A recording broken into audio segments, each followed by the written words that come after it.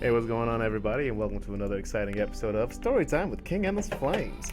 Now, today we're doing a little something different, actually, and we're reviewing a fan fiction, one of my favorite fan fictions that are out right now. It's called The Sub-Adventures of Splatoon, right? And it was written by a really cool kid named PokeFreak 2005. Now, here's my short review. Basically, it has this overtones of the main storyline from the main Splatoon games. However, it has this major twist that indeed is great. It's where it's where the great Zapfish is stolen, right? And the power actually does get shut off. You know what I mean? Buildings go down, shops, and all that other stuff. And of course, the internet completely out, right? Oh, and I guess the respawn pads or whatever don't work or something, but that's besides the point. No, but this is what presents the biggest problem, though, actually. I joke, I make a lot of jokes, but this is what presents the biggest problems, you know what I mean? One of the things that the Splatoon characters have really been taking advantage of is the fact that, boom, you die, boom, you just come right back. Even though with all the other fan fictions that I've been reading, most of them are like, oh, well, if this character's dying, just kill him, we'll just use the respawn pads. Respawn pads have become such a mundane, everyday thing, like how people drive cars in our day and age, you know what I mean? So to see this fan fiction where it's taken them away really presents new problems and really a different take on the whole entire situation, especially with the whole entire fact that the great Zapfish goes missing in our main games. However, this really has no bearing on our main games, you know what I mean? Like Splatoon 1, Splatoon 2, Zapfish goes missing, power's still on, respawn points still on, Splatfest is still happening. Hey man, what does that giant fish even do?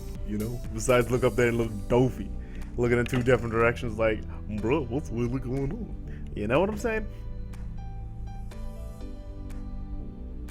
However, this guy's genius because he's taking this into this whole entire new gritty level where these characters have to have this tournament, even though there's no great Zapfish, even though there's no real way to respond. So it presents these new problems that our characters must face, and I find this very intriguing. It takes this child's game and makes it really gritty. It's great. Okay, so I want to talk about some cons. I want to talk about some pros. Well, so let's talk about the pros first, because no story is without its flaw. All right. So a lot of this flow of the story, it's fast-paced, bouncing from character to character in an instant. So that might not be everyone's cup of tea. It isn't heavy in descriptions. A lot of details only get touched on, and we move on immediately, which, in my opinion, is only bad because I wish they'd touch on it more. You know what I'm saying? I don't want to give any I don't want to give huge spoilers, but there's a part where two of my favorite idols are forced to face this mortality coil, right? Everyone else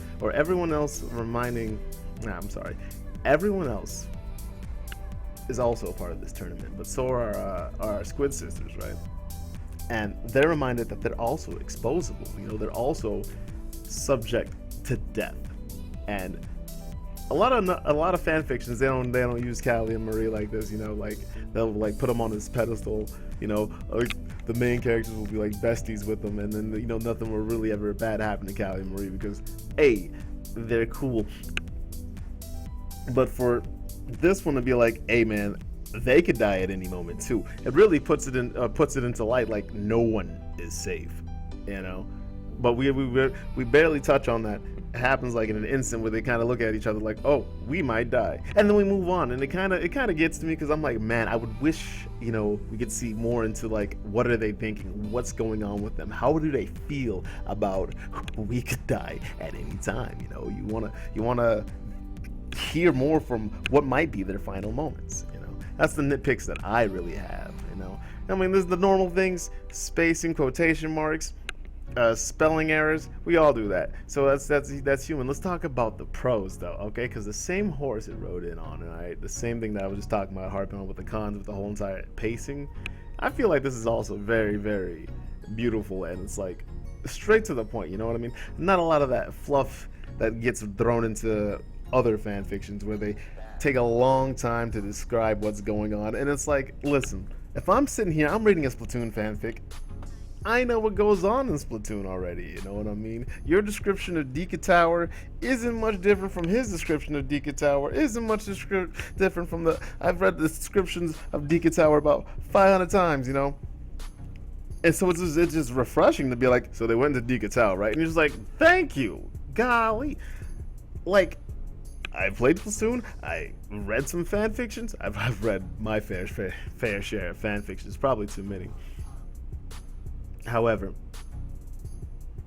I really like how it's like, boom, this is your characters. Boom, this is the plot. Boom, this is what's going on. You know what I mean? By the prologue, by the first chapter, I'm invested. I know what's going on. I know who I'm rooting for. I know the characters. You know what I'm saying? And I'm in love with it. I'm just like, okay, and okay. You know what I'm saying? No wasted story beats.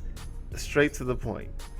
This stuff is really good and golden here, guys. Now, I got a special treat for you today, actually. I went ahead and I interviewed the creator and the author of the Sub-Adventures of Splatoon stories, and we're gonna hear a little bit from him right now. If you guys know him as PokeFreak 2005, I know him as my good friend Luna Chan. Luna Chan, hey, say what's good, say what's up, say hello to the viewers at home. I'm Luna, as you know. Normally I'm really quiet and don't talk in videos, but today is an exception. Nice. So yeah, let's go ahead and jump right into it. All right. So what inspired you to start writing? So this is actually a really weird thing, but so whenever I go outside, I like to imagine my own stories, like in my head, and it really helps me focus and clear my mind of bad things that's going on in life. So that's where this story came from. All right. Now, when did you start writing? So if we're counting school papers, then technically first grade. Oh yeah, we're definitely counting school papers. First grade, out of the way. So in first grade, I guess you could count this. Hold on, I'm just laughing. As a furry fan fiction because all the characters were animals. I can't speak. Animals on legs. No, I think I like how you call them anthropomorphic. I like it. And then, yeah, that's really it. That makes sense. That's where it started. No, that definitely makes sense. Disney has that effect on young kids. I believe it. I don't really want to disappoint the people that I've promised all this to, and I guess that's what keeps me going. Right, that makes sense. No, what I was asking before you cut out there is you must have like a huge fan base then like if you could impart something on them, like if you can give them like one piece of advice, what would it be? Is this the question that you didn't tell me? Well, I'd say never give up. I know it's cheesy and all, but just never give up. There. I like it. No, I like it. That's some good advice right there, you know? No, I'm sorry I sprung that question out of nowhere. I figured, we could just keep it going with a back and forth, you know what I mean? Make it more human, make it more real. Yeah. Okay, and the next question, this fanfic is great, It's got some twists, it's got some turns, it's very exciting, Is there anything coming up in the next chapter that you can get us like a little trailer, a little teaser for, you know what I mean? That you can tell us without spoiling too much? Well, I was debating on this question if I should tell you that, but I've decided to tell you this. Well, I guess the first thing is I'm gonna get my cousin to write this because I've never written something like this, but prepare for 2 characters to kiss. You're welcome. The ship is real. But something else is I'm planning on there being a sequel because the story I'm setting up, it ends on a cliffhanger, and I don't want to leave you guys hanging. Right. Okay, I like that. I'm a little miffed by that because now I'm like, oh man, it's gonna end on such a great sour note. Like, you just Avengers me because like when Infinity War ended, or you know what I mean, Oh man, that had so many people confused, and now that's what you're doing to me right now, and I love it. I can't lie. That's some really good stuff right now. Also, prepare for a really good final battle. And no, I'm just gonna tell you this now. I know it's kind of spoiled, but no, the big voice in the sky is not God, and it's not Octavio. I'm actually a little disappointed. I was expecting God to come down and be like, "Hey, yo, listen." Nah, it's something though. Well, we're excited to see what it is. That's definitely very interesting. Let me tell you. Yeah, it is. Prepare for into the second thing. Prepare for some children. Prepare for some children. What do you mean by that? And that's when I have to go. Thank you for inviting me. Well, thank you so much for your time. You are so welcome. Mm-mm.